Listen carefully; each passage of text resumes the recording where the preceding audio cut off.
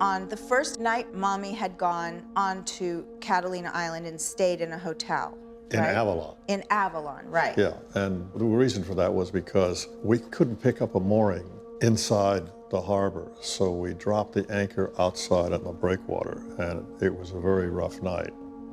And the boat was, you know, just going up and down, and it was very uncomfortable. So you guys were kind of arguing. Yes, that got your mother very nervous. And so we decided that she'd go ashore, and Chris and I stayed on board the boat and just took watches to see that it was all right and everything. And then she came back on board the next morning, and we decided to go from Avalon down to the Isthmus. And we were going to show Chris that anyway, because that's where we spent our honeymoon and all of that. And when we were at the Isthmus, we tied up there, and I went to sleep because I was really tired. From the night before? From the night before. And when I woke up, Chris and your mother had gone to shore to this bar that was there. I met them. I got a shoreboat.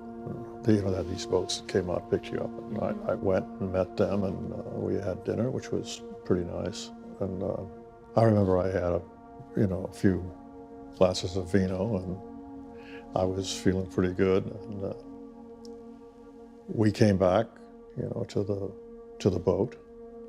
I opened up another bottle of wine and had a couple more glasses of wine, and I sat there with Chris, and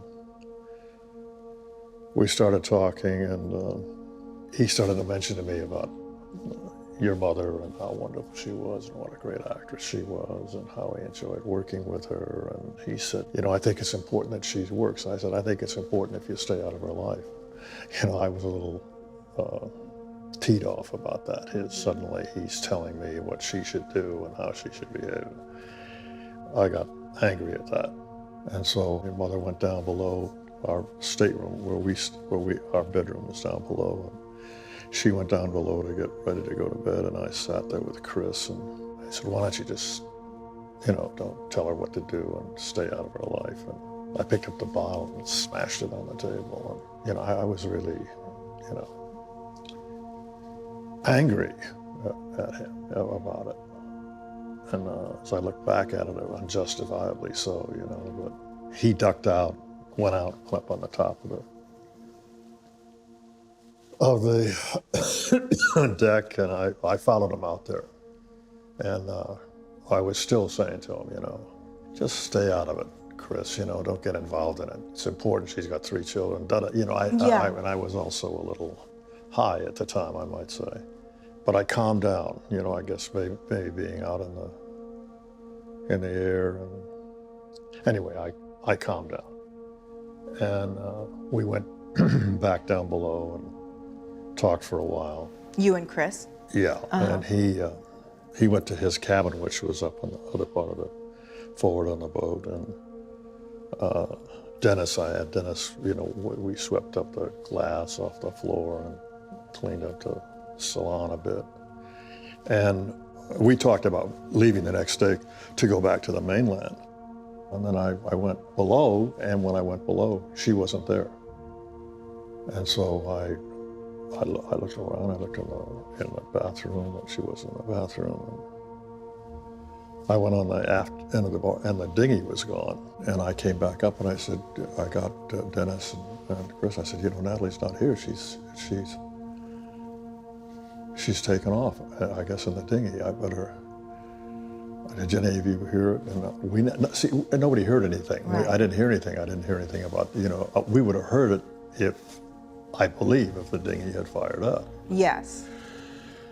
So I called the Shoreboat.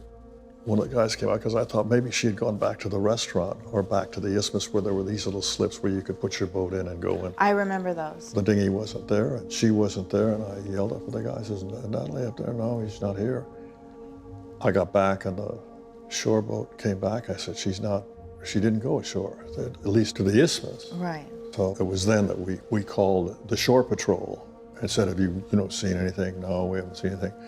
We called the Coast Guard. The Coast Guard came in, and then, you know, we waited for a long, God, it seemed like forever to me. Because they were looking for her, Yeah, right? they were looking for her. And this man that I knew and that your mother knew, Doug Bombard, he took care of everything in Catalina at that time and had all the moorings of which we had one. And he said, we found her. And I said, is she okay? And he said, she's dead. And everything just went out from under me, you know, just everything just went away from me, and we were all stunned, everybody, and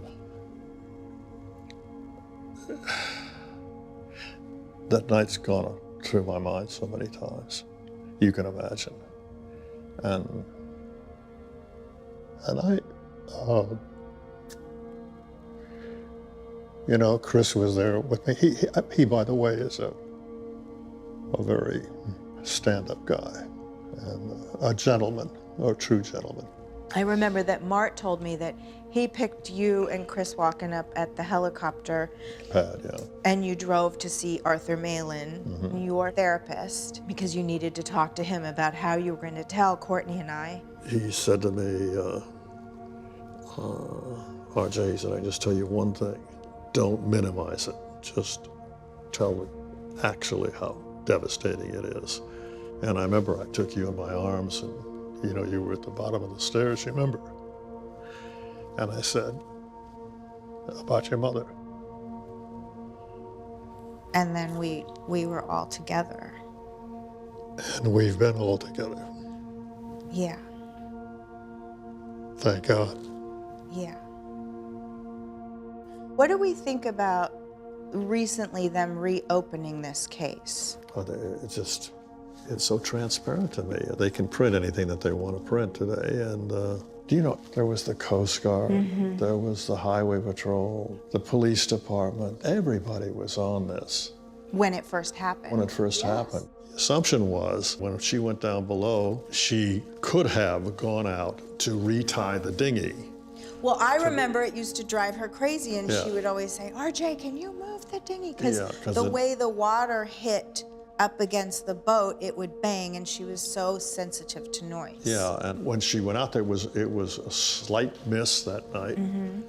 And the assumption is that she went out and slipped and hit her head and rolled into the water. But there's always conjecture about someone who's very famous, and your mother was a very famous person. And there's always conjecture, I think, you know, that always comes up, but not to this degree. I mean, this has really been something that the media has taken over. How does it make you feel when they call you a person of interest? I don't pay very much attention to it, Natasha, because they're not going to redefine me. That's right. You know, they're not going to redefine me. I know who I am. But it's important to me, Daddy, that people think of you the way I know that you are. And it bothers me that anyone would ever think that you would be involved in what happened to her. Because you would have given your life for my mom. And that's true, I would have. We all would have. I mean, you know, if we'd have heard anything or anything that was going on, or any kind of disaster was going to take place, we'd have been there. Have you ever been back to Catalina? No, I never have gone back to the island. I see it once in a while. You know how sometimes you can see it, it's so clear? Or if I'm taking off from LAX, you know, they turn to the south and you go by the island, and I look down at the isthmus and I think of all of the great times that we had there and all of the wonderful life-giving experiences. And, you know, it's just so ironic that this all happened, you know, that it came to an end like that. So, no, but I never have been back. Do you have any interest in going back? Not particularly, no.